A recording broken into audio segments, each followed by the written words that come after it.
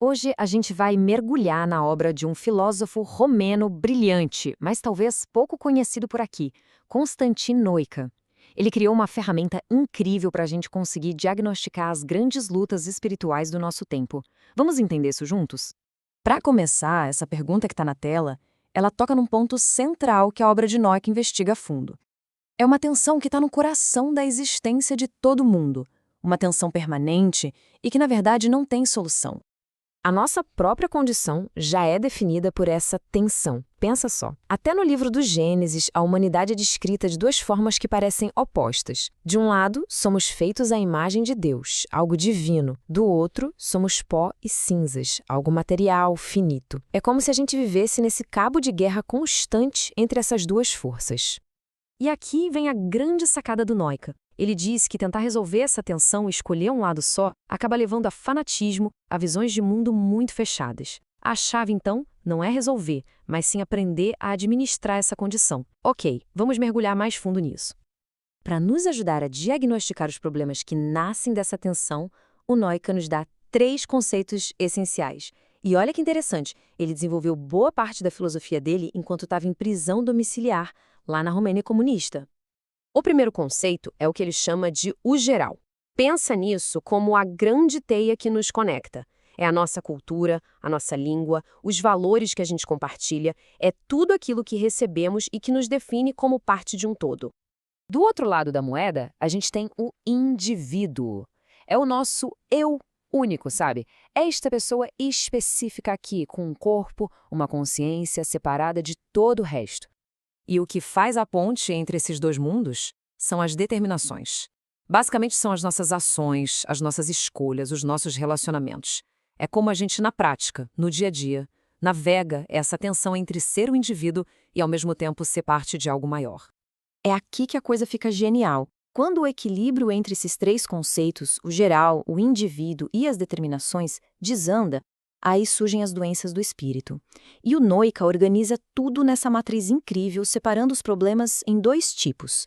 Quando a gente tem uma incapacidade de se conectar e quando a gente deliberadamente se recusa a se conectar. Então vamos lá, vamos olhar o primeiro par de doenças, que são aquelas relacionadas à nossa conexão com o geral, com essa visão mais ampla do mundo. A primeira doença é a catolite. Imagina uma pessoa que sente um vazio de sentido no mundo.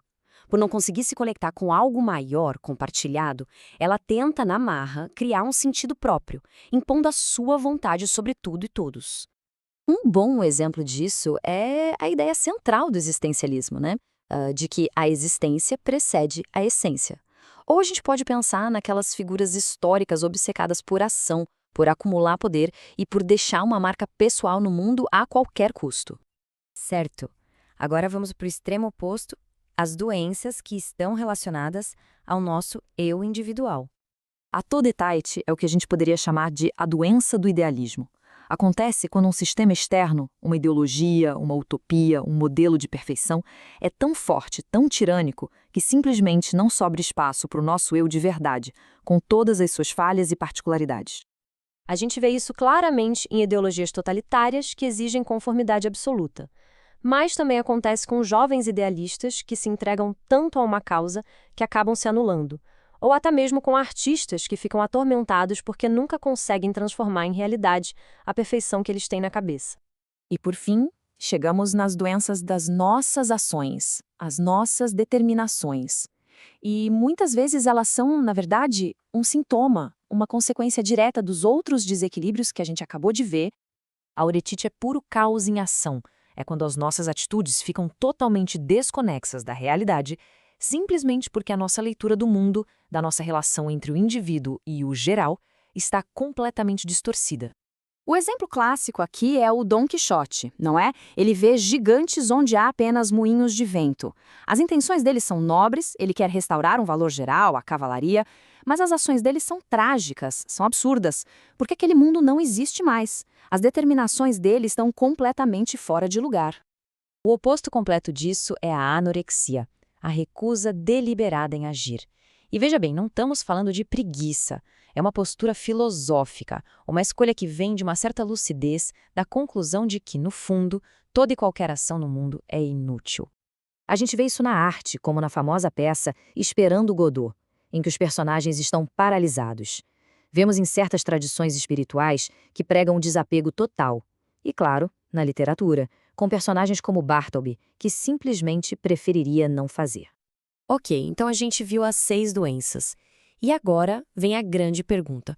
Qual delas define melhor a nossa época? É aqui que o trabalho do Noika se torna assustadoramente atual. Olha só o que diz essa citação. As massas já não querem ensinamento nem sentido, elas exigem a simples evasão do espetáculo. Isso resume tudo, não é? É o sintoma mais claro do nosso tempo. O diagnóstico para nossa era é a acatolia. É a recusa deliberada do geral.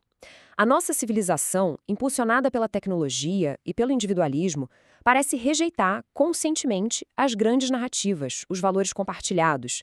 E no lugar disso, o que a gente coloca? A experiência pessoal, os resultados práticos e a distração infinita do espetáculo, seja das redes sociais ao cinema. E é aqui que o modelo de Noika se mostra tão poderoso. Ele nos dá uma linguagem, uma forma precisa de diagnosticar não apenas a filosofia ou a história, mas o espírito da nossa própria era. Essa estrutura toda nos dá o diagnóstico, mas ela nos deixa com um desafio, com a pergunta no ar. Se estas são as doenças, como seria então a saúde espiritual? Como seria uma vida que consegue manter o indivíduo, o geral e as nossas determinações em um equilíbrio dinâmico e saudável?